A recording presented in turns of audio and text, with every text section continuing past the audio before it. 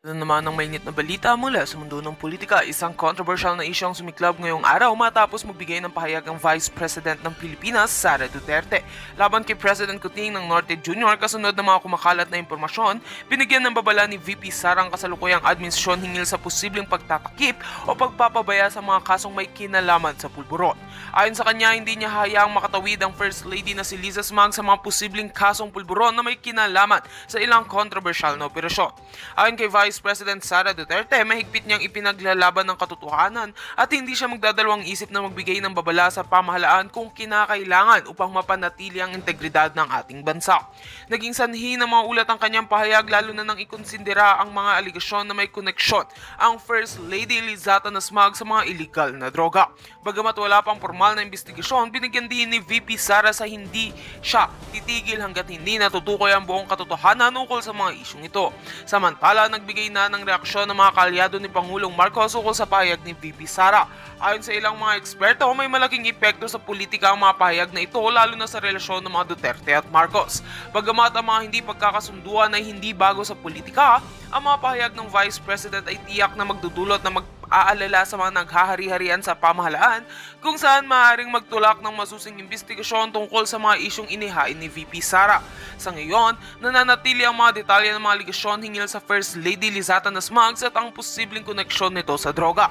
Habang hindi pa natutukoy ang katotohanan sa likod ng mga pahayag ni VP Sara, isang bagay ang tiyak, patuloy na magiging tampok sa ating mga balita ang isyong ito na naglalantad ng mga tensyon sa loob ng administrasyon. At yan nga mga balitang ating pagkakatutukan. At kung bago ka pa lamang sa aking channel ay huwag kakalimutang mag-like, share and subscribe para updated ka sa aming mga bagong balita dito sa Tatak Pinas.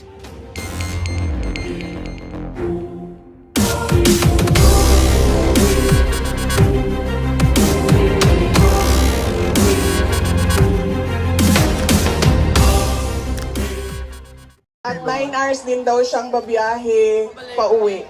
So ganyan ang pinapakita ninyo na pagsuporta kay Pangulong Duterte at pagmamahal sa ating bayan. Maraming salamat sa inyong lahat. Alam ko, lahat kayo may hanap buhay, may kailangan asikasuhin, may mga personal na pinagdadaanan, merong kailangan na paglalaban na gawin sa mga damit ninyo. Paglilinis. Paglilinis ng bahay. Friday pa lang. Pagbayad ng utang.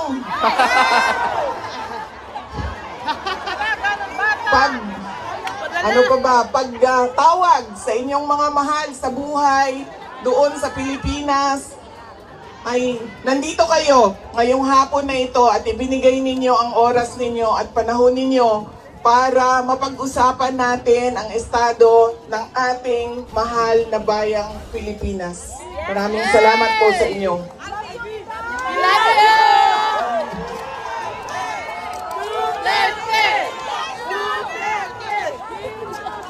Naikwento ko na ito noon, pero mas mahalaga yung kwento ngayon dahil napag-usapan namin siya ni Pangulong Duterte doon sa loob ng detention center ng ICC.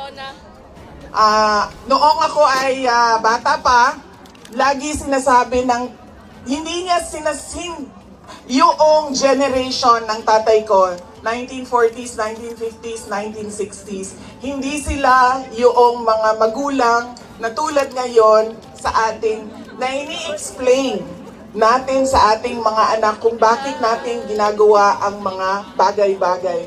Lagi dapat may explanation. Sa kanilang henerasyon ay diretso ka lang pagsasabihan or pagalitan. Ganun yung generation nila. Nung ako ay lumalaki, lagi niya sinasabi sa akin, hindi ka tao sa paningin ko kung hindi ka doktor o abogado. Lagi niya yung paulit-ulit habang ako ay lumalaki. Lagi niya yan sinasabi, pag hindi ka natapos ng pag-aaral mo, magiging abo ka dyan sa gilid ng daan. He always emphasized that you mean nothing to the world if you do not finish your education. That was his That is my greatest gratitude to my father. The emphasis he gave in education. Wala namang problema sa akin yun nung ako ay lumalaki dahil gusto ko din naman talaga maging doktor. Kaya on that point, pareho kami ng hindi ako yung pinipilit ng mga magulang na magdoktor ka kahit ayaw. So walang naging problema sa amin doon. Pero nung hindi man naging successful yung aking pagpasok sa medisina, ay lumipat ako sa pagiging abogado dahil binigyan din naman ako ng option ng aking tatay na pwede ang abogado. Yun lang ang katanggap-tanggap sa kanya, maging abogado o maging doktor. Noong nakapag-usap kami, noong isang araw, sabi niya sa akin, naging forceful ba ako? Mapilit ba ako sa pagsabi ko sa iyo na maging abogado ka? Sabi ko, oo. Sinasabihan mo ako, pinapagalitan mo ako. Lagi. Kinento ko sa kanya na isang beses, bihira akong umiyak. Pero isang beses, dahil nalaman ko na hindi ako makakatuloy sa 4th year law school dahil meron akong isang bagsak na subject. Wala akong ibang masabihan nung sakit na nararamdaman ko. Kasi pakiramdam ko, yung tatay ko lang din, makakaintindi sa akin dahil dumaan din siya ng law school. So tinawagan ko siya. Hindi ako makapagsalita. Iyak lang ako ng iyak. Humahagulgul ako sa iyak na sinasabi lang niya, hello, nasaan ka? Yun lang ang sinasabi niya, nakidnap ka ba? Tapos iyak lang ako ng iyak. Tapos dalawa lang ang tanong niya na paulit-ulit, nakidnap ka ba o buntis ka ba? At that point na paulit-ulit na niyang tinatanong kung buntis ba ako, sabi ko na sa kanya, pa, hindi naman siguro umiiyak ang babaeng buntis. Siguro happy. Happy siya, no? Na buntis siya. Sabi ko, nahihirapan ako sa isang subject ko and pakiramdam ko, sasabit ako dito. Tapos ang sagot lang niya sa akin ay, sabi niya, yun lang pala eh, bakit mo ko tinatawagan? Mag-aral ka na. Ganon ka tigas yung kanyang paniniwala at pagpipilit na ipursige ko ang aking edukasyon. Wala nang, wag ka na umiyak, mag-aral ka, magbadali lang yan,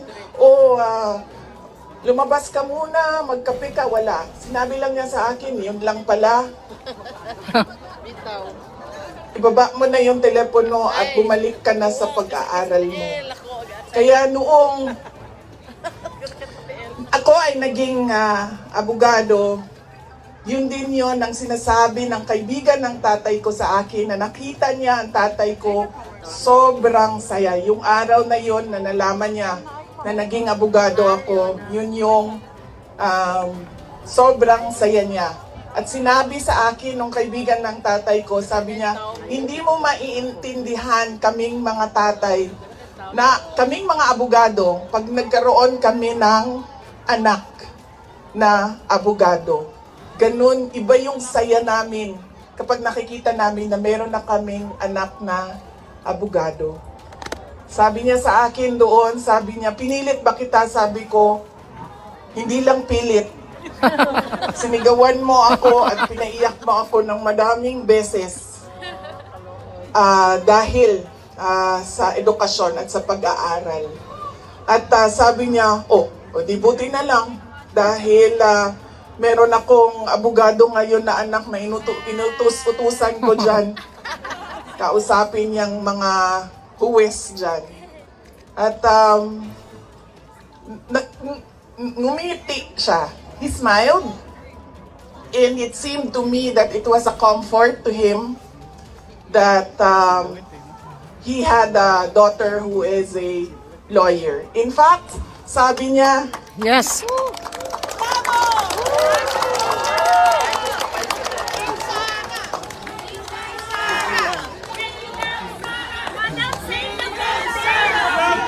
Inday Sara Duterte! Inday Sara Duterte! Inday Sara Duterte!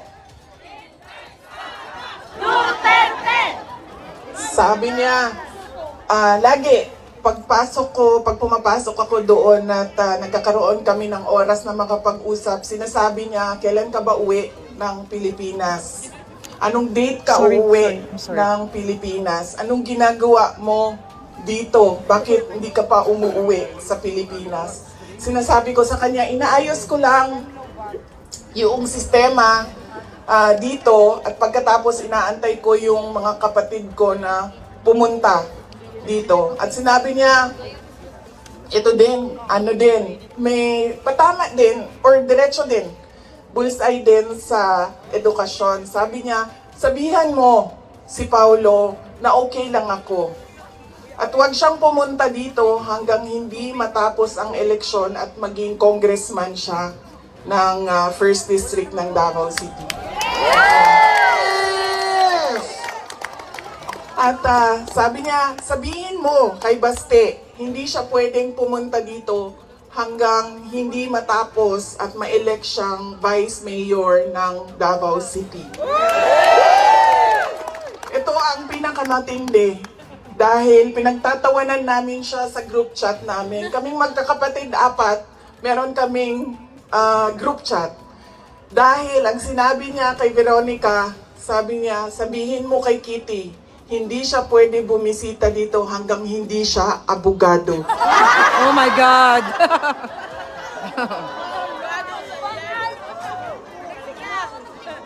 Sabi ni Kitty, grabe ang overacting ni Papa. So, ibig sabihin ba, mga 5 years.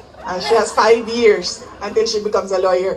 Na meron pa akong 5 taon na bago ako makabisita. Ganon siya kahit na nandun siya sa loob. Ang kanyang iniisip, unang-una, yung mga kapatid ko na kailangan magtrabaho para sa syudad ng Davao, yung kapatid ko na kailangan mag-aral. Yun pa rin ang iniisip niya. At kapag tinanong mo siya, pa, ano ba ang kailangan mo dito sa loob? Ang sinasabi lang niya, mga, alam mo yun, mga bagay na shaving cream, Coke Zero,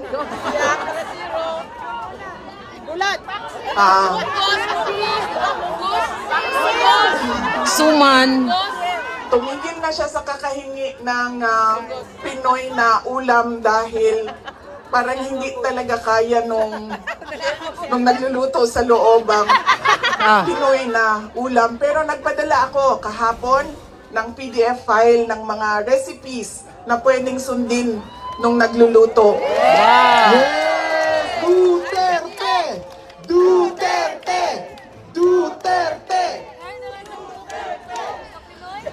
Meron siyang, meron siyang hilig sa Coke Zero at yun lang yung hingi niya. May shopping list doon sa loob.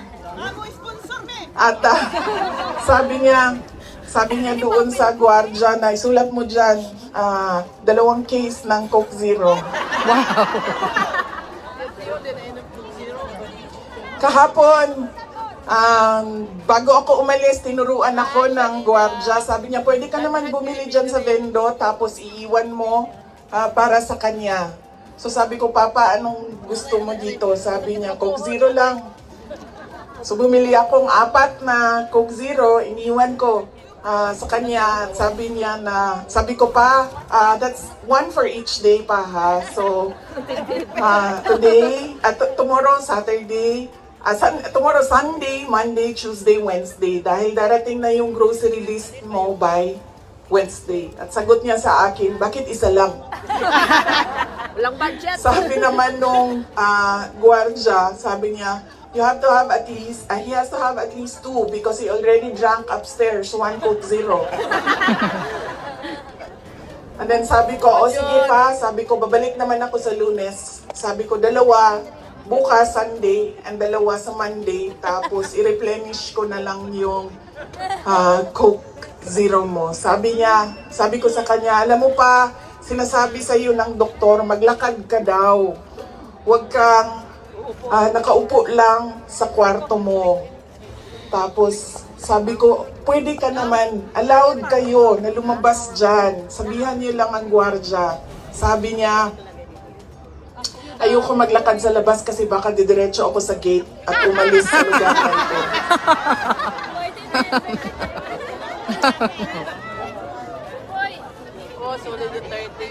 Nagkakaroon na rin siya ng mga kaibigan, yung mga tao doon sa loob ay nagiging kaibigan na niya. At Netherlands na siya, ma'am. hindi ko lang alam, baka paglabas niya marunong na mag-Dutch. Pero karamihan nung kasama niya sa loob ay French speaking. So,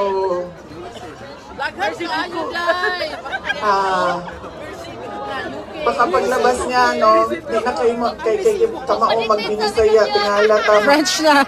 Voulez-vous coucher avec moi? Nana na.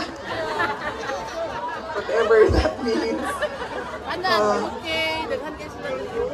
So, Norway, on that point, he is okay. Germany, Belgium. Okay naman siya. Pero as a lawyer, kasi alam niya yung batas eh. Alam niya kung anong nangyayari. Kaya medyo persuasive siya. And lagi niyang inuulit-ulit kung ano yung kailangan gawin para sa kanyang kaso. At lagi siyang nagtatanong ng timelines dahil alam naman natin sa korte ay medyo may kabagalan.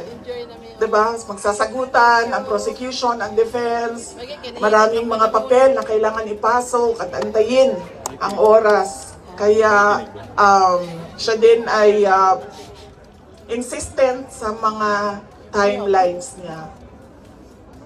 Pero ang sinasabi niya lagi, alam niya na mali ang ginawa, and at to the very minute na tinulak siya paakyat ng eroplano, ilang beses niya sinabi na I want to be tried in a Filipino court before a Filipino judge and a Filipino prosecutor, because he knew that Walang signal dito. number 1, wala talagang basihan yung kaso. 43 counts of Hindi po kinaya ng isang lokasyon. murder Ang ang sinasabi 5,000 nila na thousands. Totoo yan, ma'am. Kaya minsan naisip ko, naging kaso lang ba ito dahil sinusulat sa media na thousands Yes. ang namatay? I do not even understand paano naging crimes against humanity ang 43 counts of murder na ngayon ay lumalabas. Hindi naman ata totoo lahat yung mga witnesses at yung mga complainants. But that is a thing for the courts and the lawyers to discuss inside. Ano bang pwede nating gawin? Ang pwede nating gawin ay i-demand na ipauwi or iuwi nila si Pangulong Duterte. Bring him home!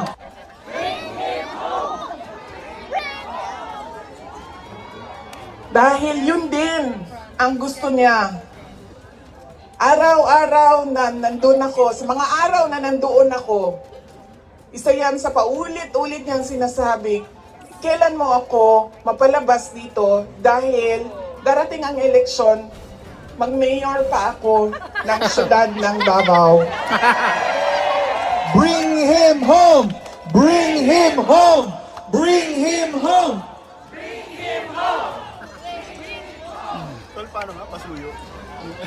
At yun ang gusto niya. Gusto niyang umuwi. Sinabi ko din sa kanya yon pa. Sabi ko, yung kagustuhan mo na umuwi, yan din yung katapusan ng buhay mo. Magiging Ninoy Aquino Jr. ka. No. At sinabi niya sa akin, sabi niya, kung ganyan ang kapalaran ko, then so be it. Basta lang mauwi ako sa Pilipinas. No. Kaya meron man akong worry para sa kanyang safety and security, pero lagi niyang inuulit-ulit talaga, ibalik niyo ako sa Pilipinas. Bring him home! Bring him home! Bring him home! Nagtatanong marami, ano bang pwede magawa? Huwag natin tigilan ang panawagan sa Yes. gobyerno natin sa Pilipinas at sa lahat ng gobyerno na nakikinig at dito sa ICC na ipaalam sa kanila na mali ang ginawa kay Pangulong Rodrigo Duterte. At paano ba itama yon? Ibalik nyo lang siya sa Pilipinas. Ituloy nyo lang yung kaso, walang problema. Ibalik nyo lang siya. Bring him home! Bring him home! Bring him home! Okay na mo sa init? Ako dili. Kaya nga no, sunburn ang katungaan niya, ang katunga dili. Yeah, okay lang.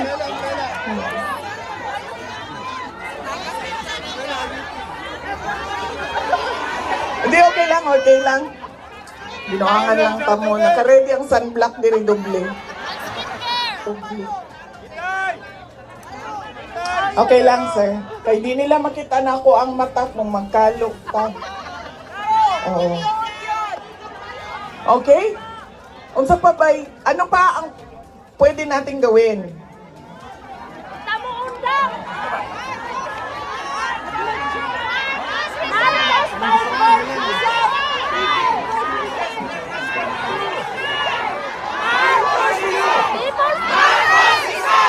Marcos resign! Marcos resign! Marcos resign!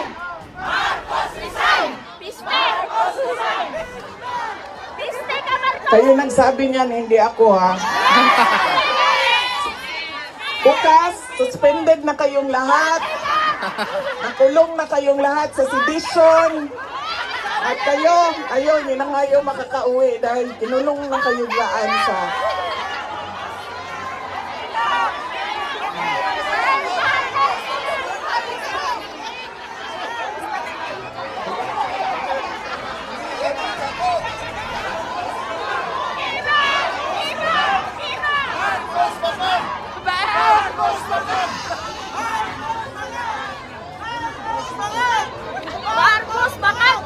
And that relates to transparency and accountability.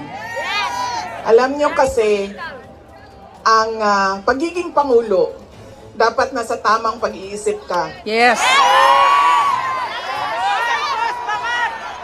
Kapag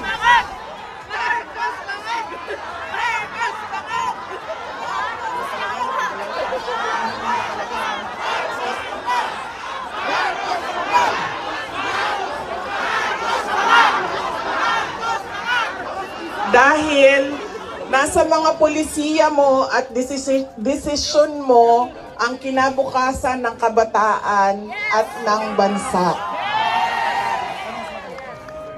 Kaya yung pagsasabi na hindi mahalaga ang drug test sa aking kapasidad at abilidad na mamuno is tantamount to betrayal of public trust.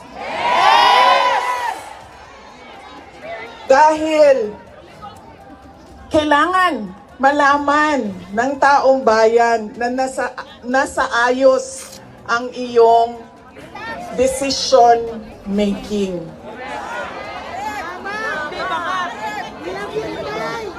Kaya hindi lang naman natin pwede sabihin, Marcos resign. Bakit ba kailangan resign? Dahil hindi mo pinapakita sa taong bayan na maayos kang mag-isip at kaya mo ang mamuno. Yes.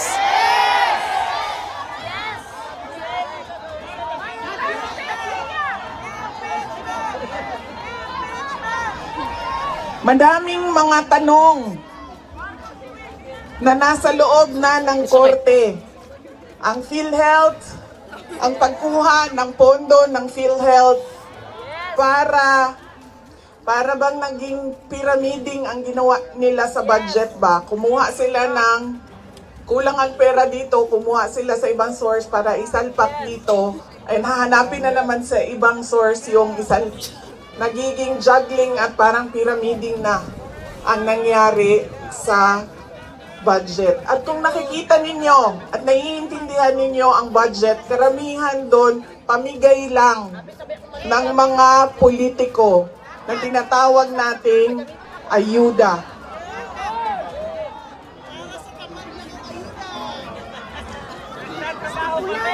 Tumakbo kami sa plataforma ng unity at continuity. Continuity, kasali na doon ang big ticket projects o mga build projects ni Pangulong Duterte. Pero wala kayong nakikita ngayon na development projects. Dahil lahat yon ay nakatago sa mga proyekto na pamigay o nandoon lang sa bulsa ng kontraktor at ng politiko na gumawa kuno ng project.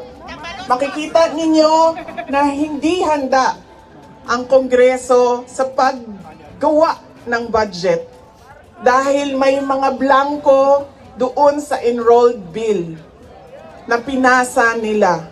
Ibig sabihin, walang nag-iisip at hindi pinag-isipan paano ba natin gamitin ang pera ng gobyerno na makita natin na merong kapayapaan at kalambuan, kauswagan sa ating bayan. Noong ako ay tinanong noon bakit ako nag-resign sa Department of Education. Sabi ko, unang-una, personal yon. Meron kaming personal na hindi ko gusto na ginawa niya sa akin. Pangalawa, dahil sa loob ng Department of Education. Sinabi ko na itong noon, personal ko to na experience. Yung budget ng school building program ng Department of Education, pinaghati-hatian lang sa loob ng House of Representatives. Noong unang taon, nagawan ko ng paraan. Sabi ko, hindi pwede, sige, kung yan ang gusto ninyo, yan ang makapagpapasa ng budget. Para magkaroon ng budget ang Department of Education, dadaan pa rin kayo sa validation ng regional offices ng Department of Education. Pag sunod na taon, naisipan na nila kung ano ang gagawin nila at hindi nila ma-deny ito dahil nakikita ninyo sa papel. Kaya wala din kumukontra sa akin dahil nakikita sa papel. Ang ginawa nila, gumawa sila ng sarili nilang listahan. Doon nakikita mo, pinaghati-hatian nila ang school building program at inattach nila sa General Appropriations Bill na sinubmit nila sa Senado. Sinabi namin sa mga senators, nakita niyo ba kung anong ginawa? Sabi nila, oo, nakita namin kung anong ginawa ng House of Representatives. Sabi ko, please, hindi natin masasolve ang problema ng school building program kung ganito lagi ang nangyayari sa budget ng new construction. And meron pang ibang problema sa loob ng budget.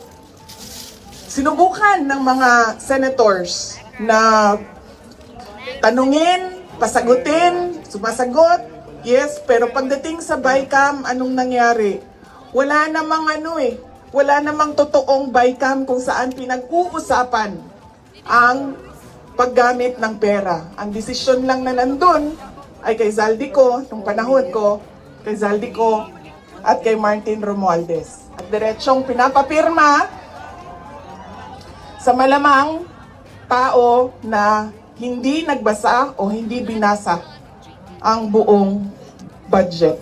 Kaya walang nakakita o hindi nila nakita dahil hindi naman binasa na may blanco doon at pwedeng lagyan ng kahit anong amount yung mga blanco sa budget. Madaming katanungan, madami ang problema ng bayan. Kaya lagi ko sinasabi, hindi kami ang problema ng bayan. Hindi kami Ang bangag. problema ng bayan ay ang governance mismo ng Pilipinas. Yan ang problema ng bayan. At dahil may problema sa gobyerno,